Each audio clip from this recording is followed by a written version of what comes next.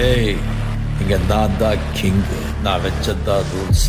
அந்த ரூல்ஸ் எனக்கு இஷ்டத்துக்கு அப்பப்போ மாத்திட்டே இருப்பேன். அது கப்சிப்புன்னு கேட்டு ஃபாலோ பண்ணணும். அதை விட்டுட்டு ஏதாவது அடாவடித்தலை பண்ண நினைச்ச உன்னை கண்ட துண்டமா வெட்டி கழிச்சு போட்டுடுவேன். ஹொக்கும், டைகர் கா ஹொக்கும்.